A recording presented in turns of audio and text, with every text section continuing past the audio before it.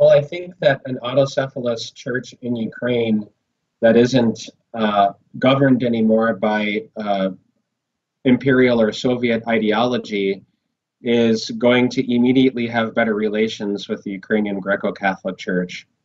This was apparent on the Maidan in 2013 when some of the most vocal proponents, those who stood with the people during the protests of Yanukovych and ultimately the conflict which claimed lives and led to his ouster in the election of a new president, were the Ukrainian Greco-Catholic leaders of the Kievan Patriarchate, and some representatives from the Moscow Patriarchate were also among the clergy who were on the Maidan.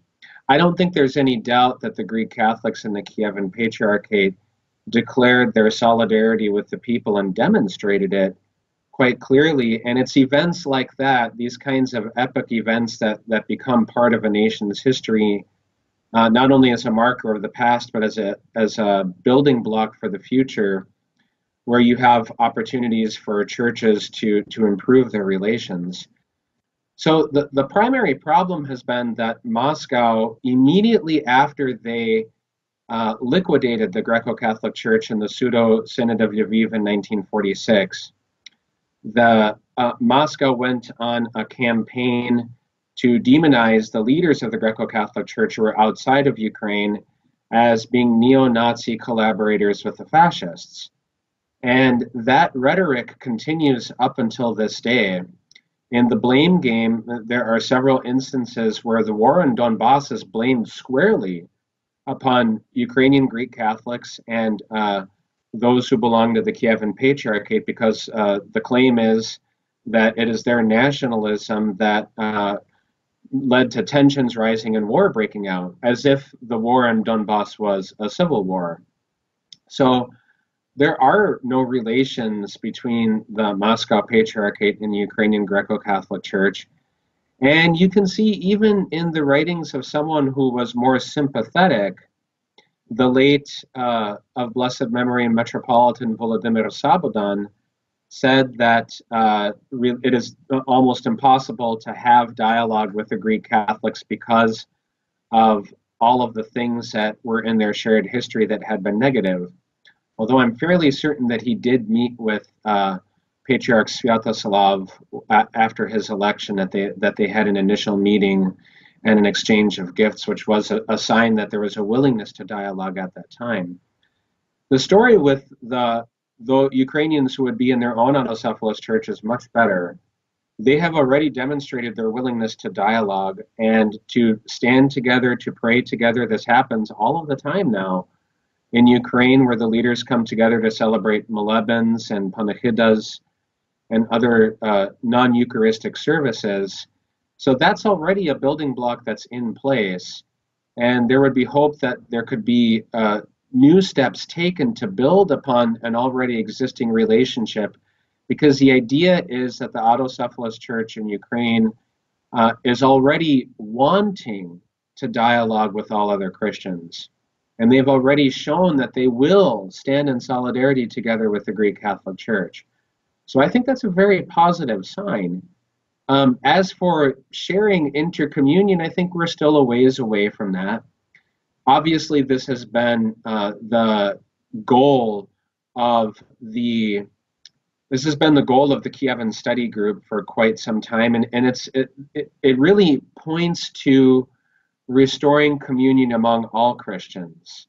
And this is one of the core values of the Greco-Catholic Church, as a church that traces itself to the Council of Florence in 1438 to 1439, where the Act of Union was signed and in some places accepted by the leaders and the populace of some of the churches and rejected elsewhere. But we have to keep in mind that the autocephalous Orthodox Church in Ukraine, its initial step is going to be to establish relations with its sister Orthodox churches. In terms of church diplomacy, that's going to be the top priority. I think within Ukraine, we will see very positive steps taken in the relationships with the other churches and with religious organizations. But it would be surprising to me if the top priority in church diplomacy was not to demonstrate to those who may hesitate to acknowledge this autocephaly, because this is an important factor. Will other Orthodox churches acknowledge it? To show that, hey, we want to be in communion with you. Let's get together, let's pray, let's have Eucharist. And that means that relations with the Greek Catholic Church will be dictated to a certain extent by a consensus within the rest of the Orthodox Church. And the Orthodox Church as a whole, in some places, there's more warmth towards Greek Catholics, there's interest, there's shared projects, and even communal prayer. But there also is a pretty much, at minimum, a distancing, but I would say, in fact, a rejection of uniatism as a method for reunion, meaning that there has to be another way to go about reunion. And I'm not saying that the Ukrainian Greek-Catholic Church is promoting uniatism as a method for the reunion of the churches. To have shared communion would be one of the methods. The initial step with the autocephalous church will be positive. Coming to the realization of communion is going to take much more time, given the enormity of the tasks that will be set before the leaders and the clergy and the faithful of this new church. This is a moment of opportunity. This is exactly what you just said. This is an opportunity to seize the moment, because what we're seeing here is essentially, and we have to keep in mind that churches aren't just bishops or figureheads.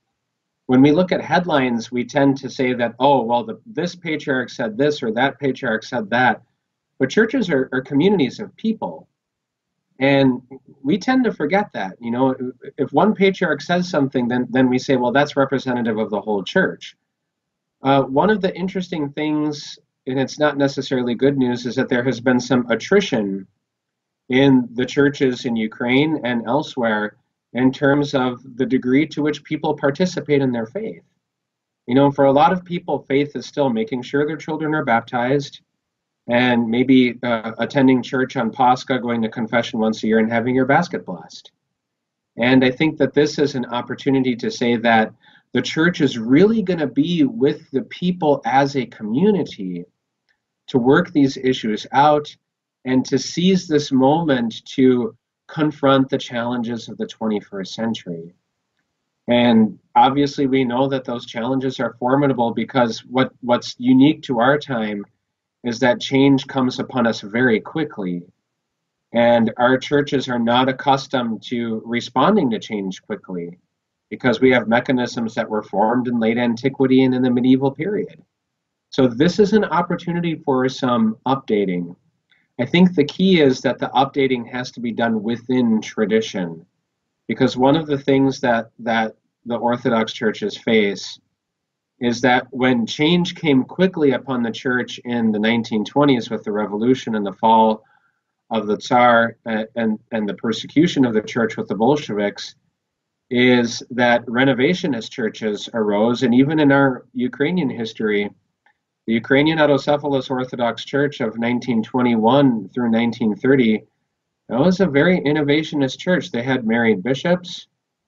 They really privileged the role of the laity within the church. They adopted reforms and canons that led to a fairly rapid updating of the church. And these were not resilient. The Orthodox Church that will emerge in Ukraine, at least initially, will be a fairly conservative Orthodox Church, but it's one that at least many of its current leaders are saying that they're hungry to address the 21st century, because these are the conditions in which we live. And so this is absolutely a moment that needs to be realized and exploited. And I've been comforted to see some historians, theologians, and bishops publicly state that this is a time for a Eucharistic revival, that this is a time for liturgical renewal, that this is a time for a creative approach to the way that we appropriate tradition. And some of these people are taking the opportunity that's been created by this crisis in Ukraine to come forward and to say that we're going to be here to talk about these issues and to provide space for discussion as we move forward. And that, I think that is a very encouraging note.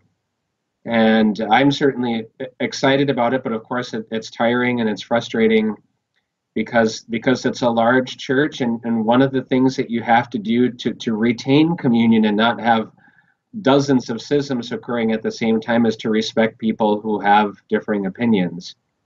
And that's been a challenge for Orthodox Christians really for quite some time now, but certainly it is today.